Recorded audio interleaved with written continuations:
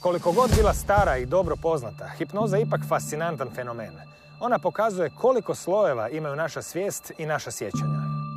Pokazuje i to koliko je zapravo lako programirati ili preprogramirati ljudski um. Hipnozu se danas koristi uglavnom u terapeutske svrhe, ali sve njezine temeljne metode prisutne su i izvan ordinacije u kojima se to zbiva, u ovom svijetu oko nas, u kojem živimo.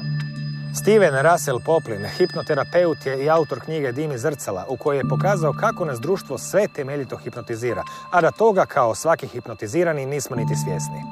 Sve poznate hipnotizerske tehnike prisutne su oko nas, a i mi sami ih koristimo u svakodnevnom životu prema drugim ljudima i svojoj djeci i tome slično. No, Russel Poplin bio je i dugogodišnji međunarodni direktor instituta Michaela Newtona, psihijatra koji je pomoću regresija prvi put iznenađeno zavirio u tajanstveno razdoblje između života. Dovoljno razloga da sastanak dogovorimo ovdje, na rubu znanosti.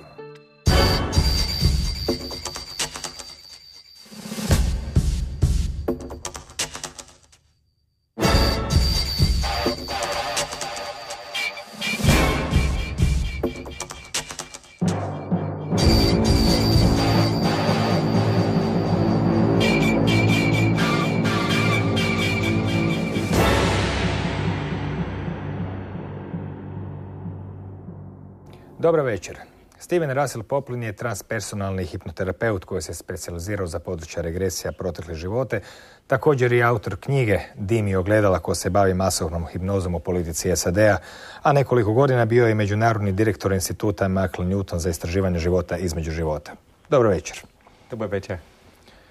Vi ste prvi hipnoterapeut kojeg imamo u studiju, pa je to možda i dobra prilika da nam kažete što je to zapravo hipnoza. Yeah, I'd be glad to. Thanks for inviting me, Krešimir.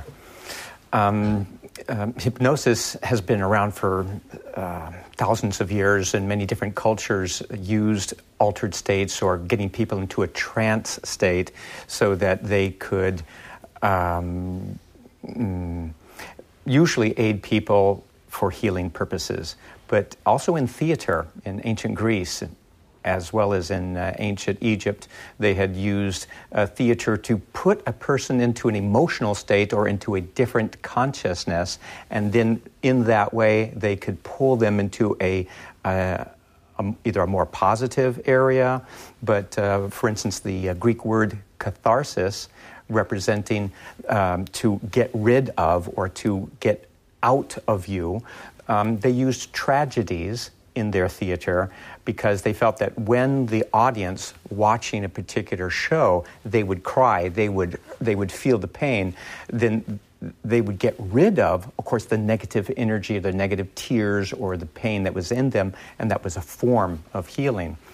So it's been known for a long time, and even a lot of shamans in many different cultures, whether that be in Siberia, the Amazon, Native American shamans, they too would use different types of tools like rattles and drums, and again, with the rhythm, with the visuals. Sometimes they would use masks to sometimes scare people or to bring forth different feelings.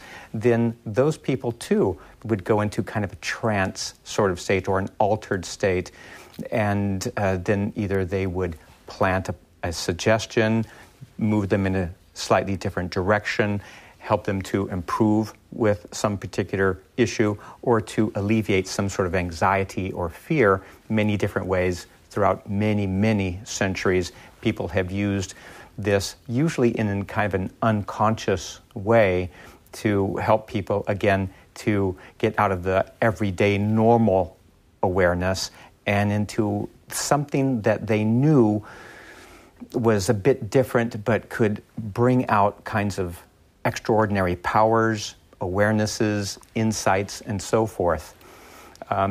You may know about Thomas Edison, the great inventor. He recognized that in his regular scientific awareness, he could come up with a lot of useful, resourceful types of approaches towards his experiments. But he also knew that if he was in an altered state, he could come up with something outside of his normal awareness.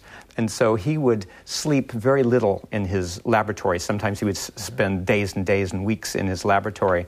And he would put a book underneath his elbow, and he'd get really tired, and he'd be working on his program, and then he would get sleepy, his arm would relax, the book would fall on the floor, and he'd wake up, but then he wanted that little piece of time in which, maybe a new idea would come to him. And so again, it's a different area. It's sometimes called the subconscious, and it has been said that a very good metaphor for the consciousness in general is the iceberg, which is about 10% of the iceberg over the surface of the air, and then under the water is about 90%.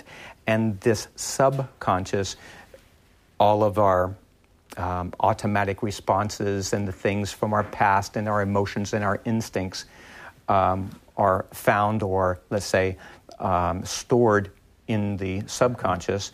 And when someone goes into a hypnotic state, and hypnosis comes from the word sleep, the Greek word for sleep, but it wasn't really coined or came into being until about 1850, when Dr. Braid, who was a Scottish surgeon, coined that term.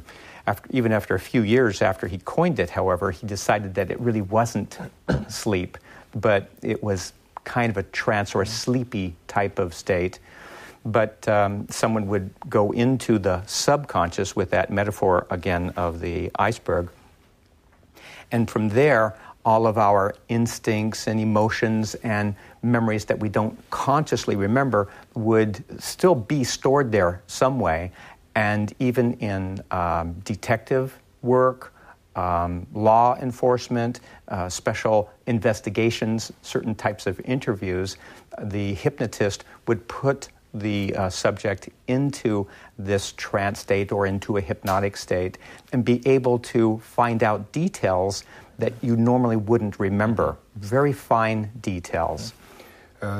Za mene osobno je hipnoza bila dosta poučna stvar po pitanju toga koliko je naša svijest, sjećanje zapravo nepouzdano. Gledao sam televizijske emisije u kojima su hipnotizeri na pozornici s lakoćom zapravo hipnotizirali ljude da jedu zamišljene jabuke i da osjećaju okus, da voze autiće kojih u stvari nije bilo, da sjede u dječji autić misleći da je to njihov Porsche.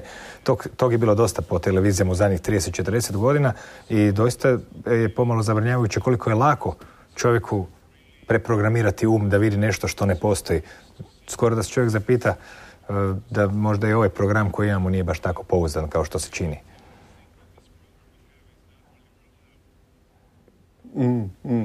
Yeah, that's very fascinating. I'm really fascinated with that whole subject of, what can be programmed, and what you've just mentioned are called the positive and negative input. And on a positive, you have them believe something that's really not there. Negative, have them disappear something that really is there. Okay, and besides doing the apples and the little cars that are Porsches, one can give a hypnotized person an onion and say, "Oh, this is the sweetest apple you've ever had." Ali on mu u stvari daje cijelu novu stvarnost koja za ostale ne postoji. That's true. Yeah. And during that period of time, usually up on a stage or for an experiment or something, the person can really truly believe that. Na koje načine koriste hipnozu za pomaganje ljudima, znači za poboljšavanje zdravlja, problema, rješavanje fobija, s obzirom da je to jedna od tih pozitivnih učinaka i metoda korištenja hipnoze? That's true, yeah. It's something one has to really be careful about because, yes, you can implant some negative ideas or ideas that are not true. And so the, let's say, interviewing hypnotist or the ethical hypnotist has to be very careful about choosing just the right words that will not influence a person, but really to lead them towards some sort of truth, or usually some towards alleviation of pain. For instance, when someone has some sort of pain and the medical personnel, doctors, have already investigated, and they found that really there's no particular reason for it, or we can't really find some sort of physical reason for it. So it may be a psychosomatic problem. And then a particular pain could be coming from something that happened in your youth, 5 years old, 10 years old, and something really grabbed a hold of you. And then there is this thing called a trigger or cue that later on, whether it be a smell, a sight, something triggers the person, and then they will have that old 5-year-old pain again, and they don't know exactly why. So to go back, again, we can't remember, it's back to the subconscious. When did this first begin? When did a pattern or a pain or the symptoms begin? And then you go back in time and find out what was the trigger, what happened. And whether that be a medical hypnotist or a healing type of hypnotist would then help the person to go back and say, how can we change that? How can we make it less of an issue? How can we either make it go away or become something kind of in the background, and then it's not really hurting you anymore? And that's just, let's say, one way of doing that.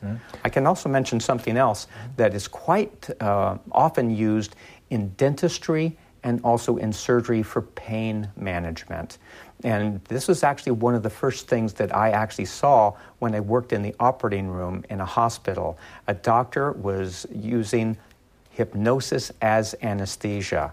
And there was this patient on the operating room table, and he had his scalpel, and he cut into her, and she was over here just talking to the anesthetist over on the side, just chatting, da-da-da.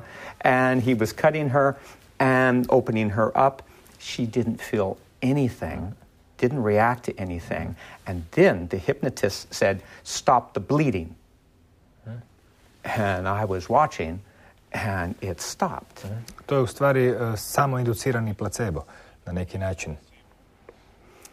One can say that that's a placebo, but typically a placebo is kind of an indirect type of suggestion where I will say, like there's a magic ingredient inside of this. Of course, it's only lemon water, right? Magic ingredient, or even on a stage hypnosis show, this is vodka, and the person will drink it and they will get drunk. Dosta jeftin način za opijanje. That's right. You can save some money. Također se hipnozom mnoge fobije rješavaju, pretpostavljam. Neki ljudi se boje ispita na fakultetu, drugi pak imaju ovisnosti, ne mogu prestati pušiti i slično. That's true, yeah. Phobias, fears, anxieties, and especially when it comes to study, tests, pressures, and things like that, you, again, go back to the origin. That might have been like a parent who really had a lot of pressure on the son or the daughter, or oftentimes, especially with public speaking, especially with fear of being ridiculed or having the pressure of a particular exam, especially an oral exam, you can probably go to the early school years when the child was in the middle and then all of the classmates made fun of that person, or worse yet, the teacher made fun or humiliated the young student. And of course, that really stays with the person. And then years later, it's still going to be there when something similar comes up. It's kind of, again, like a trigger. To je jedna od negativnih strana hipnoze, da te može vratiti natrag u školu koju si jedva završio i slično. Čini mi se da je hipnoza dosta dobar alat za istraživanje nečeg što čak danas nema niti definiciju, a to je svijest. Niko zapravo ne zna otkud ona potiče, s čime ima veze. Pretpostavlja se da ima više veze s glavom nego s nogom ili slično, ali ni to baš nije sigurno. Pa onda imamo ta neobične fenomene izvan osjetilne percepcije, pa predosjećaje iz budućnosti, pa remote viewing i gledanja na daljinu gdje se zapravo svijest prostire na neki način izvan tijela našeg i slično. U kojoj mjeri hipnoza može nama omogućiti da naučimo nešto o svijesti? Ili je to nalik čovjeku koji ne zna kako auto radi, ali ipak ga zna voziti? already described the conscious mind, small percent of that we're kind of using all the time, very critical, analytical, good for memorizing your telephone numbers and things like that, knowing how to drive cars. And then the subconscious, but then on top of that, over that is the superconscious. This is sometimes seen a bit like, it's more elegant to think of it as a wine glass, you know, a nice shape up there, and the water or the liquid in the glass would be the subconscious, and the conscious part is this section right here, a little bit below, a little bit above, and maybe to the top. And that's the part that we're usually aware of. That's how we're talking right now.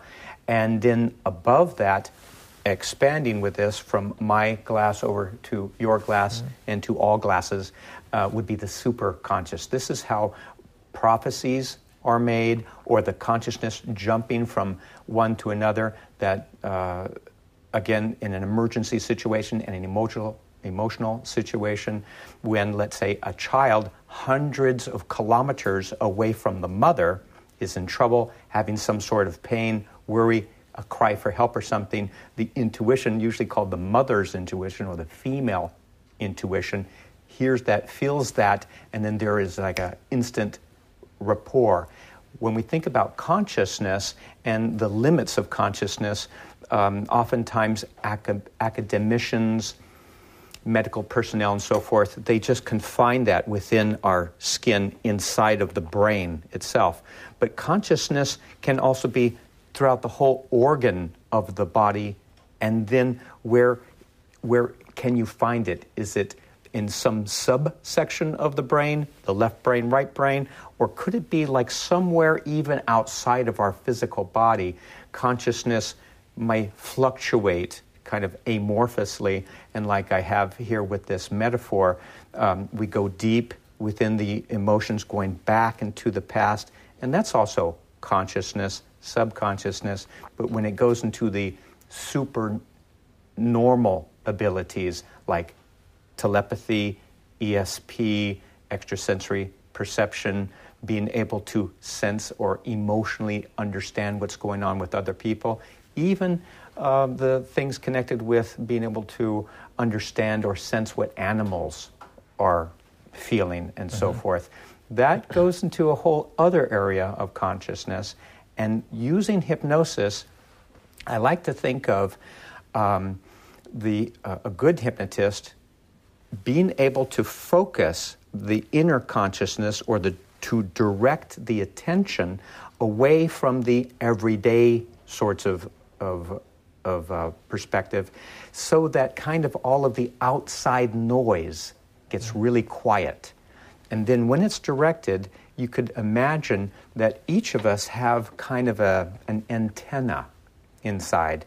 And if you just get the right channel, just the right frequency, then you can be, let's say, mathematically attuned, or you can be musically aligned, or you can start pointing towards the extrasensory perceptions that the hypnotist can say, okay, drop out all of these other sorts of senses and get really focused on let's say, ESP.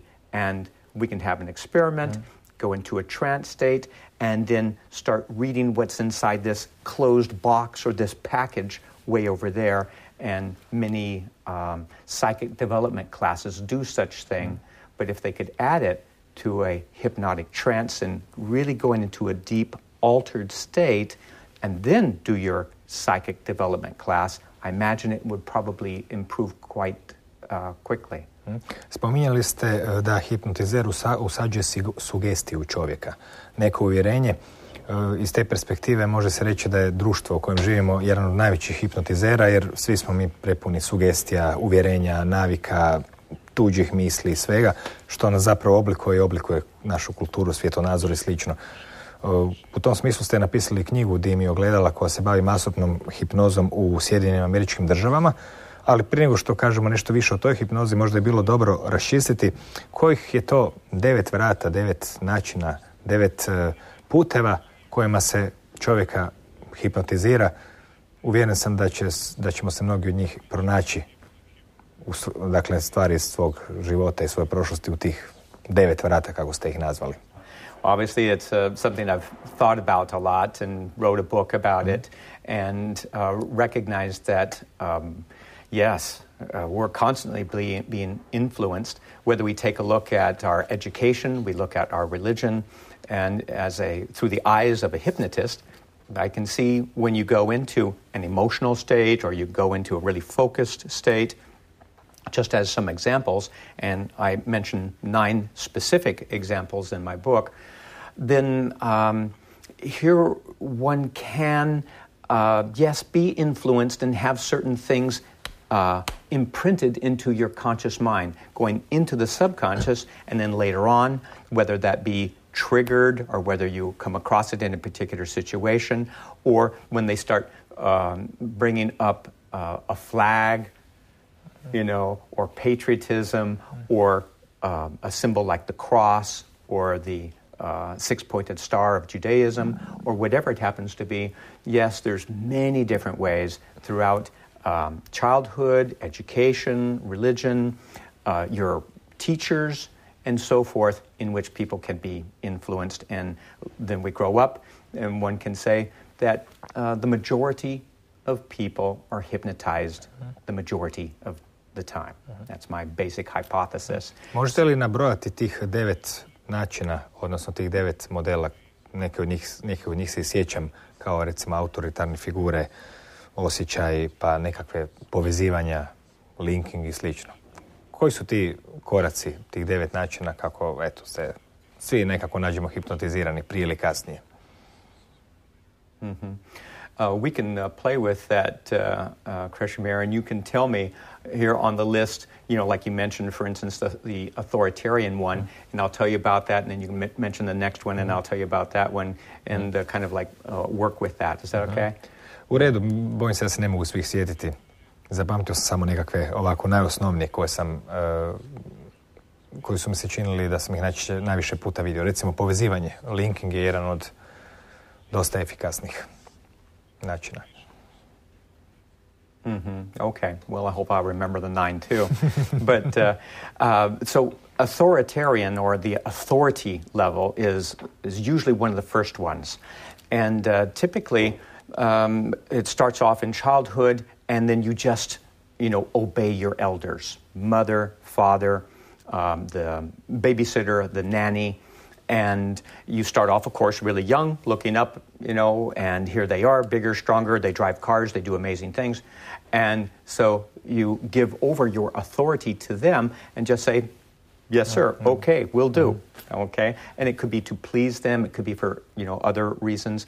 But when it's an authority figure from a very young age, that's imprinted on you so that later on, as an adult, there are other authority figures who take the place of your parents. And they could be policemen, politicians, soldiers, all types of people who then you don't really go into the decision-making process. And this is the main point. When you're in a hypnotic state, when you're in an altered state, you oftentimes bypass the critical faculties to say, okay, here is an option placed before me to make a choice. In an altered state, in a hypnotic state, in a triggered quick state, you don't even think about it, you just do it. You say, okay. And oftentimes it happens with authorities. Jedan od važnih načina hipnotiziranja je naravno i ponavljanje. To već znamo. A u društvu isto ima nešto ponavljanja. That's right. Repeating, repetition, hearing things many, many times. They even say in a lot of education, learn by rote is an English phrase in which you just memorize it. Okay? And so again and again and again. And then afterwards, you don't have to think about it because it's already there. It's just second nature.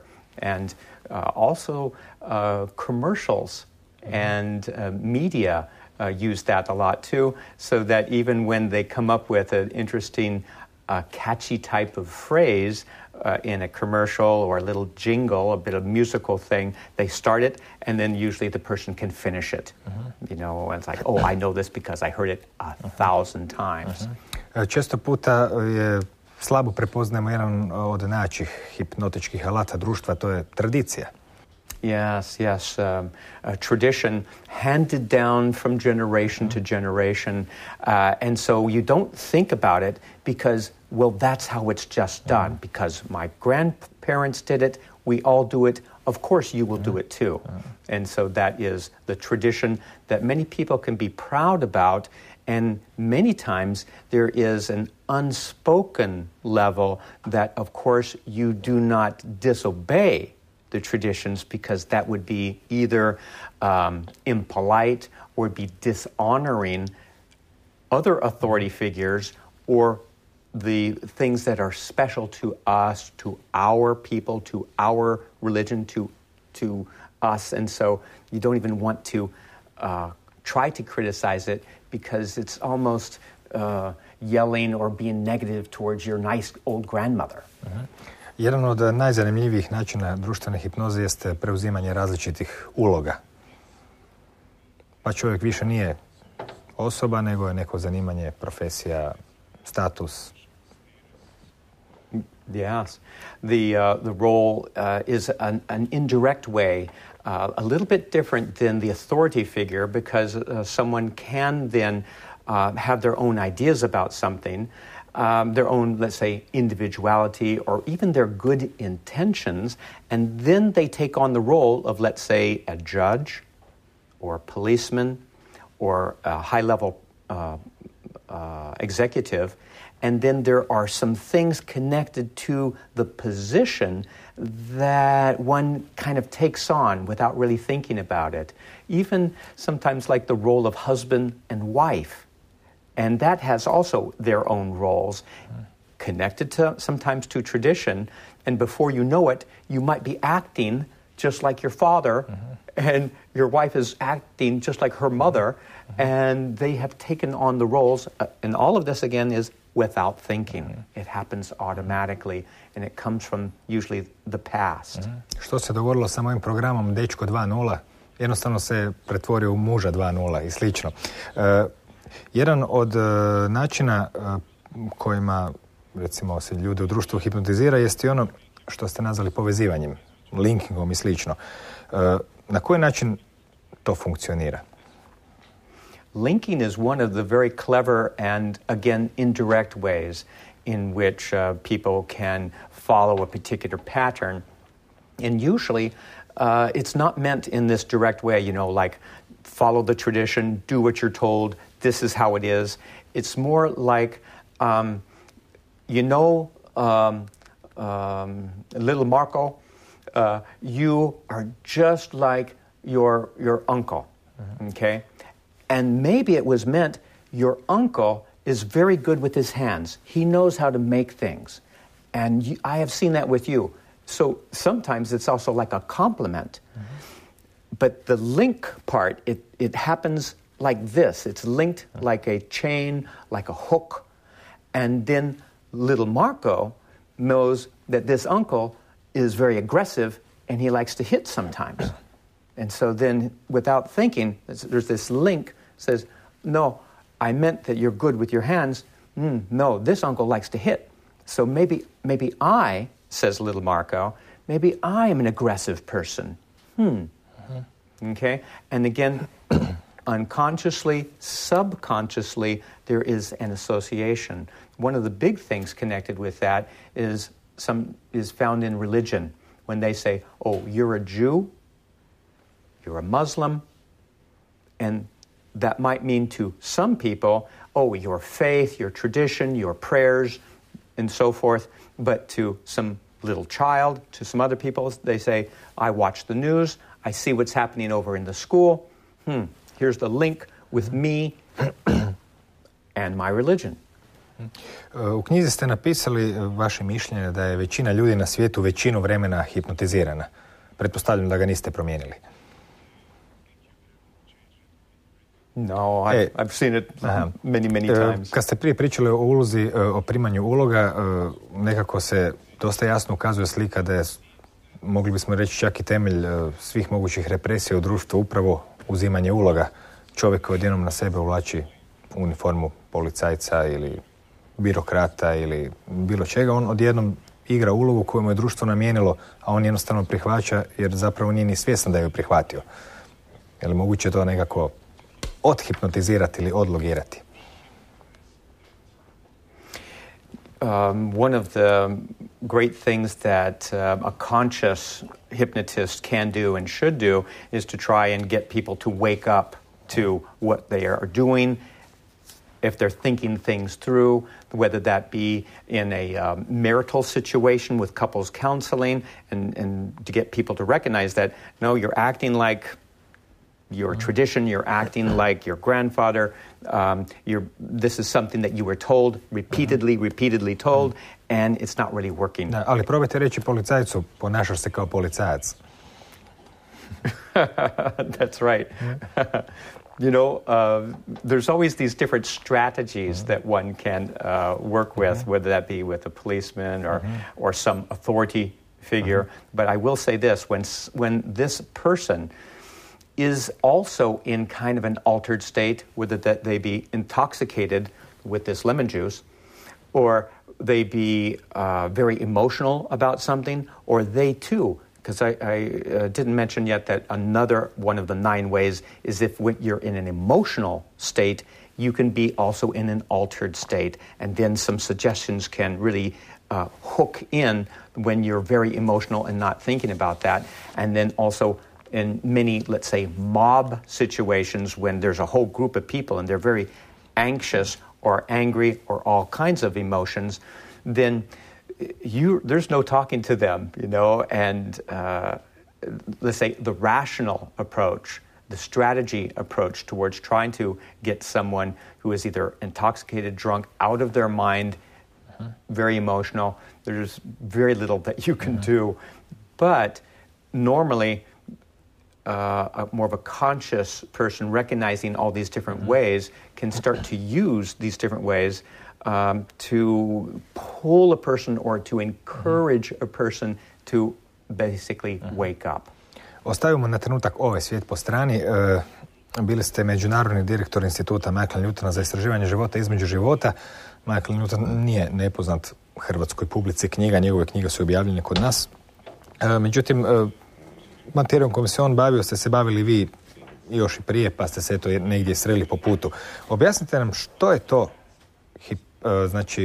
hipnotička regresija koja vodi čovjeka u prošle živote ili kako je došlo do toga da odjednom ljudi dolaze sa svojim iskustvima između onog što zovemo život ili životi.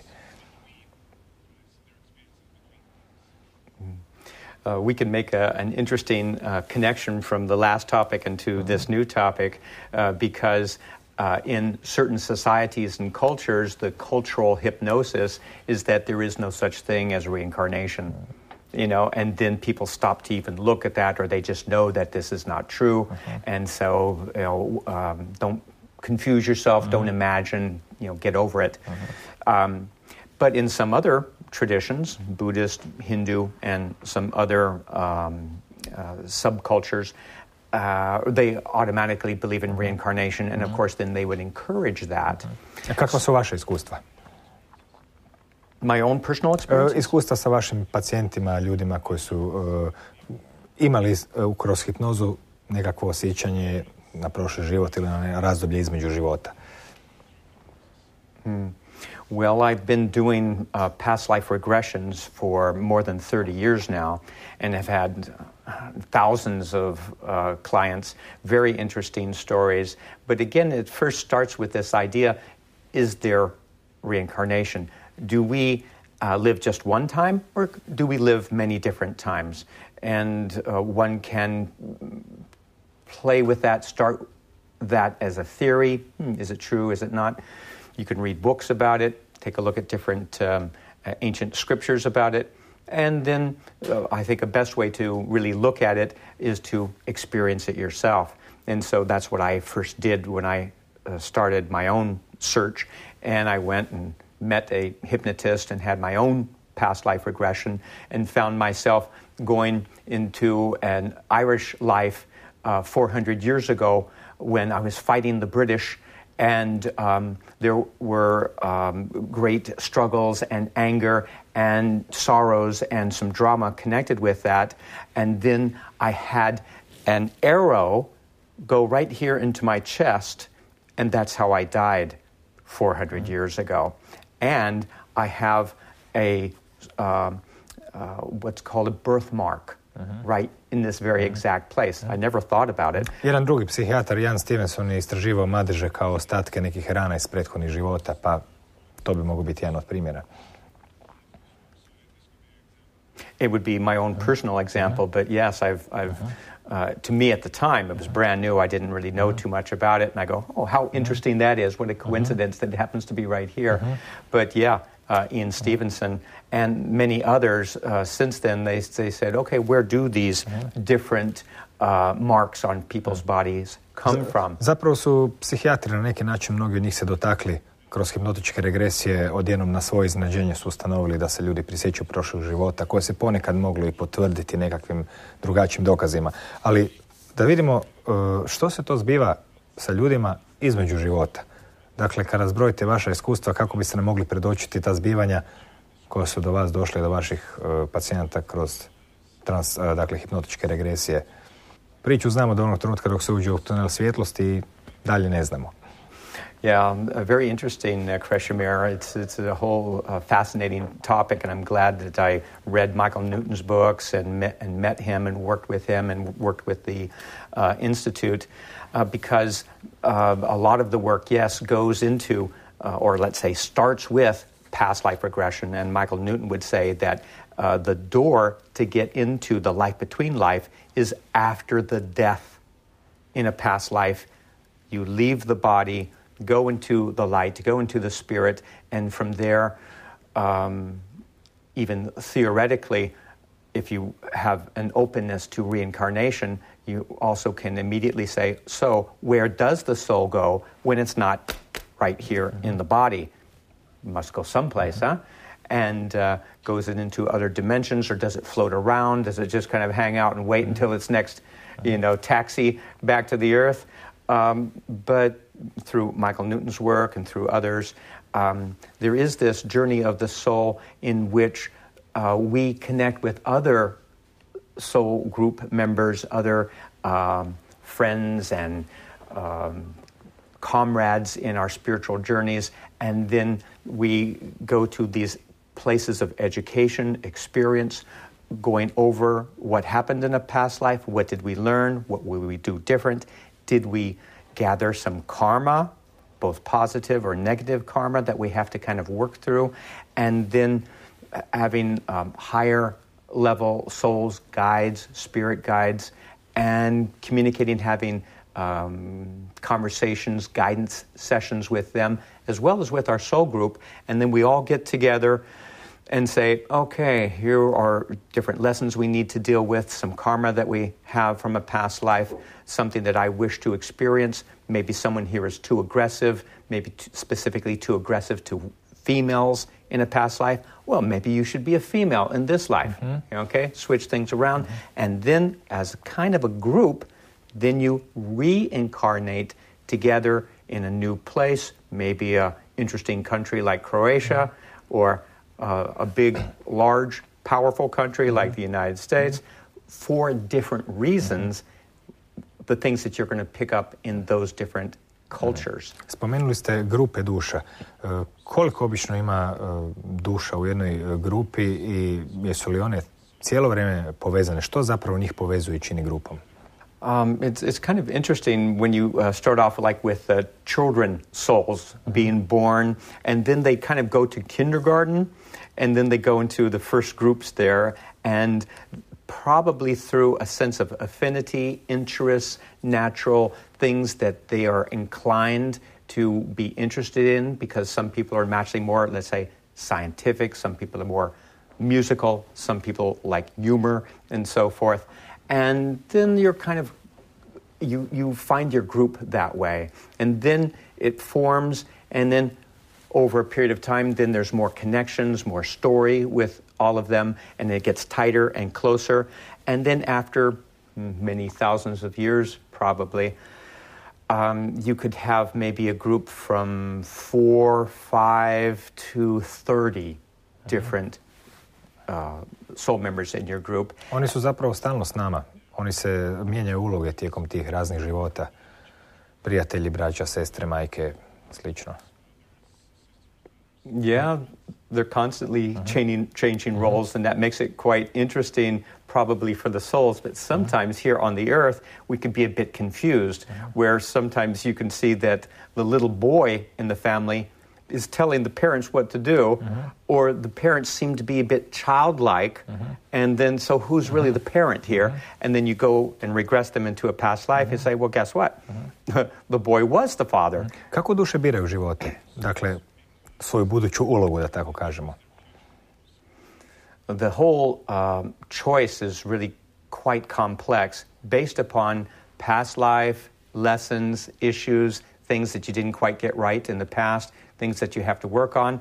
Then with the guidance of not only usually a spirit guide, very high-level wise being, but also even going into a specialty group called the elders, the council, the wise ones, and typically that is from 3 to 12 different very high-level beings, high-level souls, and then you have this conference and say, okay, this is what you've done, this is what you'd like to do, these are your aims, this is what you and then your other soul member, family members, they would like to do.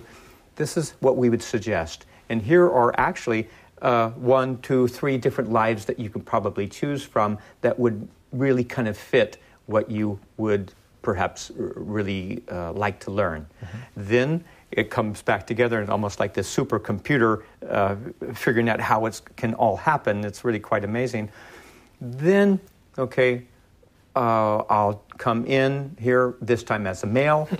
My special friend over here will now come as a female. Last time it was a male. And, naravno, sve to moramo zaboraviti, inače ne bi bilo fora, ne bi bio štos.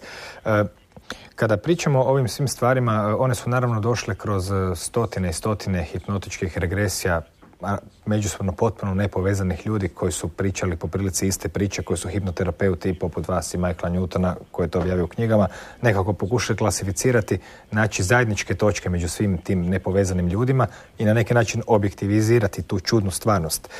Jedan od zanimljivih momenata je bio i to da ljudi ponekad, s obzirom da zaborave da su bili i negdje drugdje osim na ovom svijetu, a žele nekog sresti, opet od svojih prijatelja, dogovaraju nekakve znakove, simbole, sličice, boje.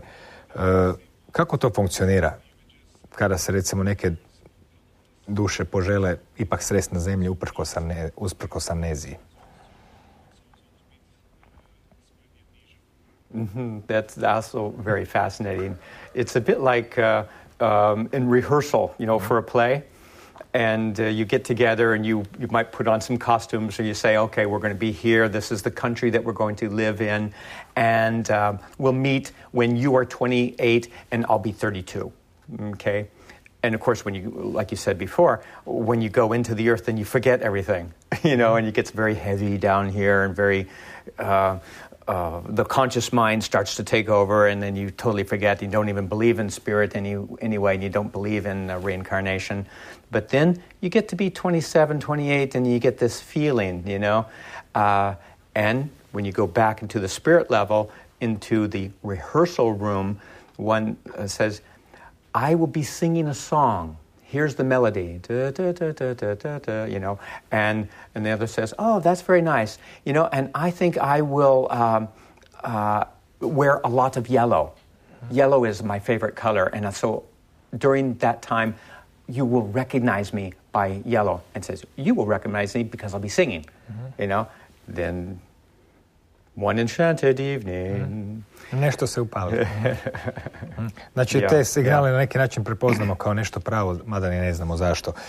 Omiljena tema kod svih koji pričaju i koje zanimaju taj život između života jest pojam srodnih duša. Te srodne duše nemaju uvijek tako ružičast život kao što se misli. Što su srodne duše? Kako se nalaze? Nađu li se uvijek? Yeah.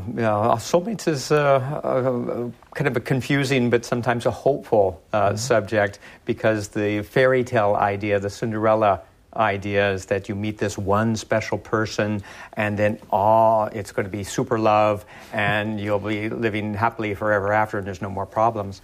And sometimes actually that happens.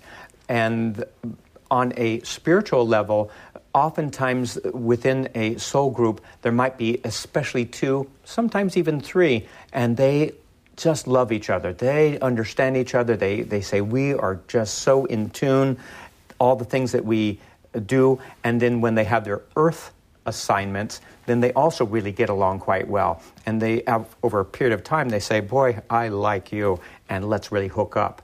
But then when you have the love and you have the family and you live together for 80 years and it's just wonderful, you can do that perhaps a couple of times, you know, and then they say, well, okay, well, now what are we going to do? You know, let's learn, let's grow.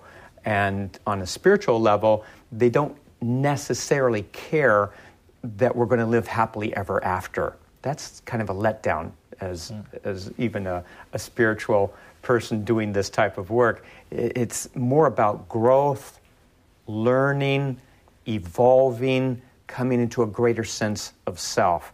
It doesn't have to be just love, okay? So then we've got the soul group, and then the pair, the love mates, the soul mates, and they are so connected to each other. But then they say, okay, well, we've already done the love thing. Okay, what are we going to do now? So I recently, just this summer, had an interesting example of this pair that they're now in their 70s. They're best friends. They say, if I weren't married, you know, they say both of us, if I weren't married to this other person for the last 40 years, I would be married to this person. You know, why am I with this person?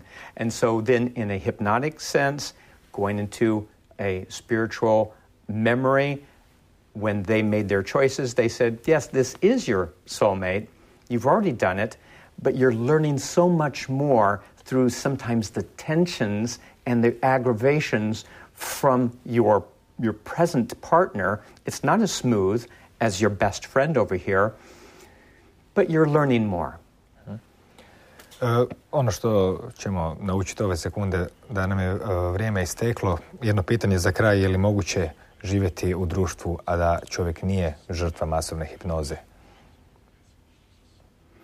You know, my feeling, and one of the reasons why I wrote the book and I listed the different ways that we can be influenced, is that when we are aware of the different ways that we can be influenced and we can go into a trance state, then we'll be very aware when we go out and we buy things, we watch the news, we listen to politicians and so forth, and we are on the lookout for the different ways that we can be influenced, and we can say, aha, I see it, I'm not going to fall for it. Drugim riječima, razlika je samo u osviještenosti. Ako si programiran da voliš neku glazbu, možeš i dalje voliti, ali bi bilo dobro da znaš da je to jedan od programa koje nosiš. U svakom slučaju, hvala vam na gostovanju, hvala i vama na pažnji i na tome što ste pratili ovaj razgovor sa Stevenom Russelom Poplinom, koji je autor kod nas neobjavljene knjige Timi zrcala o masovnoj hipnozi društva, nenamjernoj, tko zna, možda i namjernoj, sigurno ima tu i zloupotreba koje smo svi podvrgnuti. Nije to naravno nužno loše, sve ovisi o tome što hipnotizer od nas želi i znamo li uopće da smo hipnotizirani. Ponekad su oko nas tako nekakvi neprirodni politički konsenzusi koji sa svojim mantrama se neprekidno ponavljaju i doista mogu izgledati kao hipnoza. A tko je hipnotizer? Svakako, to je vrijedno sumnje, no eto, hipnoza nas može odvesti u neke druge svijetove. Kako god da bilo, nije loša stvar odlogirati se i postati svjestan vlastite svijesti, jer usprkos svim neobičnim susretima koji nas izgleda čekaju i nakon smrti, neko je rekao da smrt ne liječi neznanje. Laku noć.